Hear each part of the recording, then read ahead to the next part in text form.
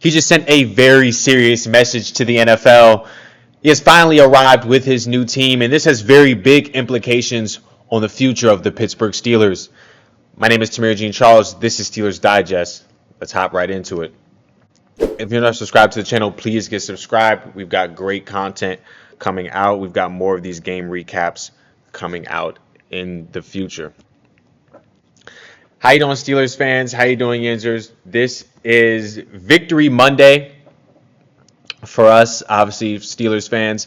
And I'm not going to try to make it too long, not like one of those 15, 16-minute videos, but I do have a lot to talk about. I'll be going through it fast. Don't worry. You'll be able to pick it up. So let's just hop right into it.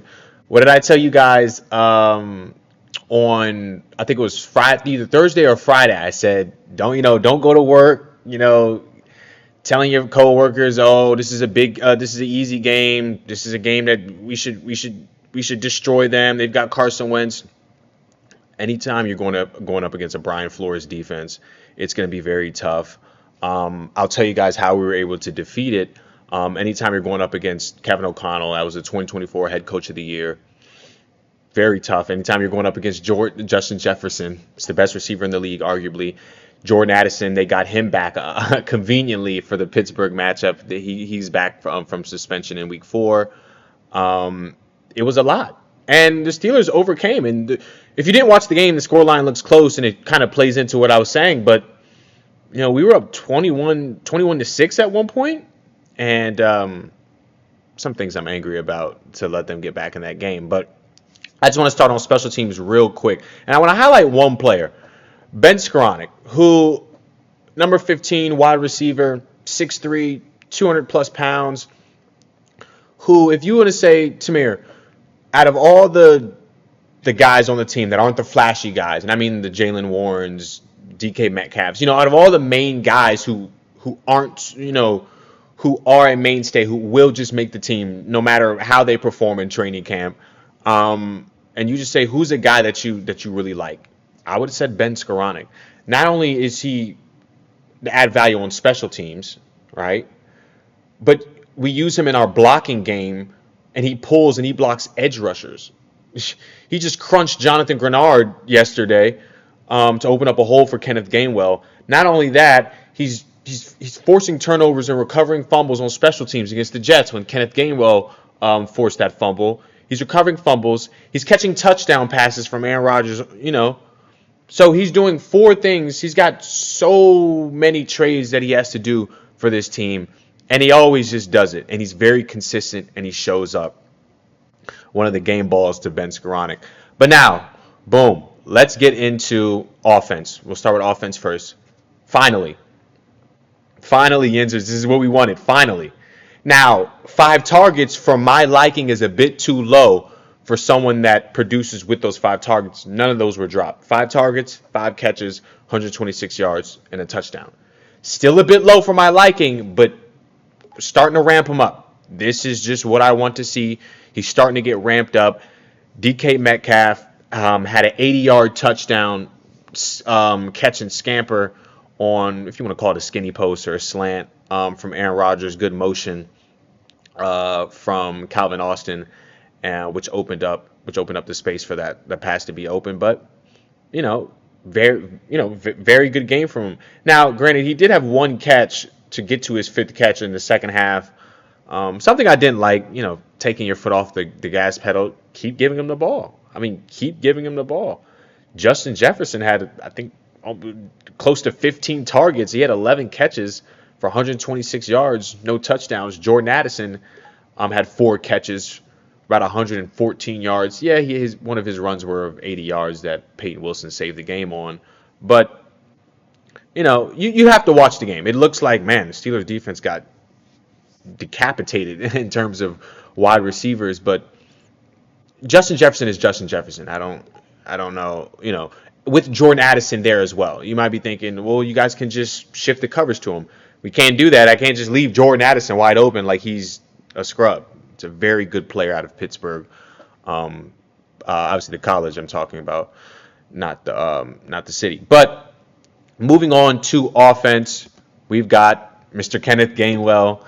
Coach T calls him Kenny G. To step in for Jaylen Warren, who was a late scratch, this is just insane. And I was trying to tell you guys that this is a good ball player. Not only was he behind Saquon Barkley, so you're not going to get any touches, but he was also, and he's been with the Eagles, but he was also, when Miles Sanders was good, he was also behind Miles Sanders. So if you're behind prime Miles Sanders and then 2,000-yard rusher Saquon Barkley, you're just not going to get the touches. Even if when you do get your touches as a change of pace back, you do really well with them, I'm just not going to play you over those, uber talented guys that we already have as RB1s. And look at this. Look at what RB2, because obviously Jaylen Warren, who was the late scratch, is RB1. Look what he produced: 19 carries, 99 yards, 2 touchdowns. Wasn't dirtying those yards, if you will, Najee Harris style, to where you're a 1,000-yard rusher, but you're rushing for like 4.2 yards per carry, 5.2 yards per carry, caught all of his 6 targets for 35 yards, 25 touches, had a very, very, very good game. Offensive line, Aaron Rodgers had 2 sacks, and one of those was on the first play of the game. But I say that to say, they kind of spaced it out a little bit. So O-line played well, and those 2 sacks were from Jalen Redmond, the nose tackle for the Minnesota Vikings. So something I do want to see improve is Isaac Seumalo on the left guard. We're just, like I said, we're just one complete performance away. But Yinzers, it's getting better week by week by week, and that's all you can ask for. That's all you can ask for. Didn't hear a peep out of Broderick Jones, who actually bailed us out and recovered a fumble from Aaron Rodgers getting the ball knocked out and kept the drive alive. So shout out Broderick Jones for that. I need to see more out of Seumalo. Zach Frazier, we never talk about him. Mason McCormick, baller. Troy Fautanu kept it quiet with those pre-snap penalties. That's what I like to see. Overall, offense played really, really well. Offense played really, really well. Now let's move on to defense. Now this is a graphic, by the way. This is a graphic. Now these stats right here are over the last 2 games. Right now, Deshaun Elliott missed the game against New England, and we got him back for this game in Dublin against the Vikings. And look what he put up: an interception, a forced fumble, a sack, and 2 QB hits. Like I'm just staring at y'all right now. Like, are you kidding me? One of the best safeties in the league that genuinely needs his flowers. One of the best box safeties in the league, who you want down in the box. A lot of people say Kyle Hamilton. Yes, obviously Kyle Hamilton is probably the best safety in the league. He was obviously paid like that. His contract, he is the highest paid safety of all time. So, yeah, it's a great contract. But what else do you want? Deshaun Elliott is a beast. Kind of sad that it was a 3-year contract, but he's amazing. TJ Watt, is he getting older? Well, technically, yes, but he's not slowing down. Had a bit of a slow start, needed to get acclimated and, get those muscles moving and everything. 3 games in like I said, preseason is different from what it used to be with those 4 preseason games. So he showed up with an interception yesterday, forced fumble recovery, 3 sacks in 2 games, and 4 QB hits. Had a sack yesterday. Beautiful. Cole Holcomb with a forced fumble. And mind you, he didn't get that he did get that against New England. And this game against Minnesota is the game where he got the expanded role. Tara Austin said he was going to play Cole Holcomb a bit more just because he's more astute. In the run game, Peyton Wilson, that doesn't mean he's going anywhere. Fumble recovery and a QB hit. Not only that, saved the touchdown and saved seconds off. Not even seconds. I think he saved like 1 minute and 3 seconds off the clock, forcing the Vikings to run about, I think, 3 or 4 more plays. Because Jordan Addison scored on that play, we would have been in trouble. Patrick Queen, heard a lot about him. He's been playing at an all-pro level. Sack, 3 TFLs. Nick Herbig, 2.5 sacks, 7 QB hits in 2 games. 7 QB hits, and I'll show you a graphic at the end of this. 7 QB hits in 2 games. 1 forced fumble. Keanu Benton, remember I was telling him he needed to step up. Stepped up really well. 1.5 sacks. He got that yesterday against the Vikings. That was all in one game. And then 3 QB hits that he stretched from New England. And this game, Cam Heyward, our All-Pro, our Hall of Famer, sack, forced fumble, and a tip pass that resulted in an interception. I want to say on 2 plays. I don't know why that's listed as 1. He tipped one against New England that landed in Brandon Echols' hands in the end zone. And I feel like he tipped one against the Vikings, or was that Derek Harmon? And then obviously Brandon Echols with the pick, and the one I was talking about against New England, and then Derek Harmon with the sack. So I think Cam Heyward had two tip passes. But this is all you can ask for from the defense. Not only that, guys, we're blitzing. We're stunting. We're being modern. Like, I understand who the Pittsburgh Steelers are. We they're going to do things their own way.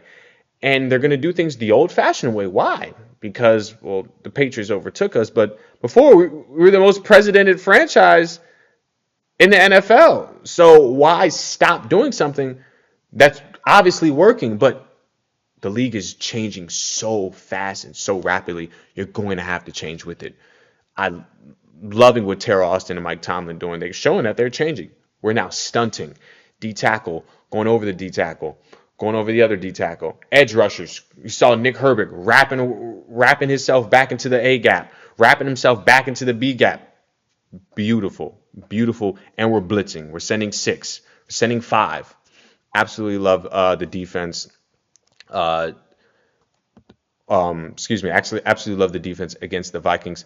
Something that I wanted to, and here's two miscellaneous stats that I want to give out to you guys. Pat Freiermuth is being outsnapped by Connor Heyward, which isn't good, just because he just got a new contract. He's a top 10 paid tight end in the league. That's not good. He also gave up the blocked field goal attempt, which also isn't good. As a tight end, you need to be able to block.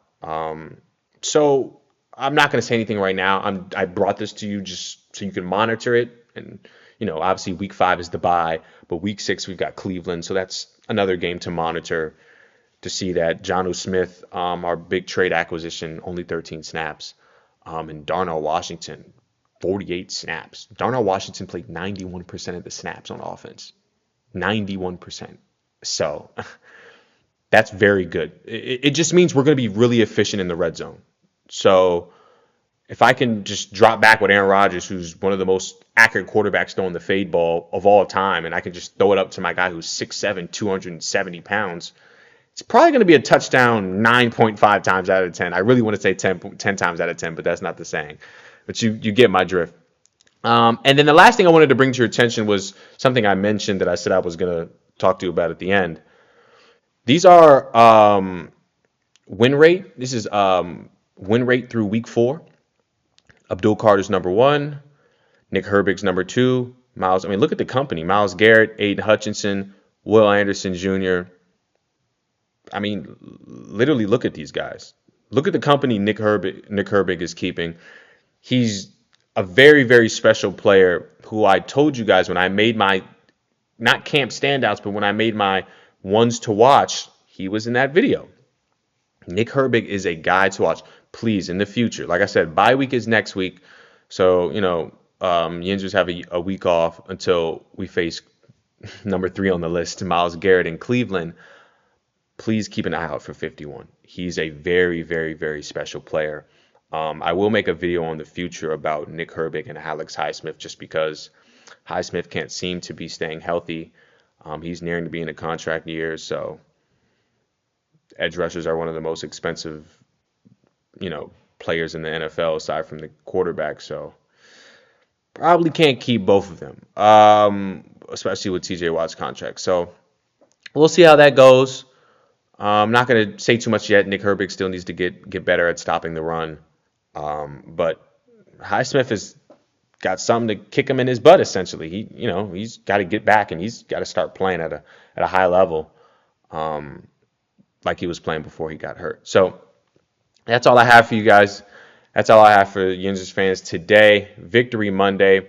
It's good to get a win and to go into the bye week just fresh.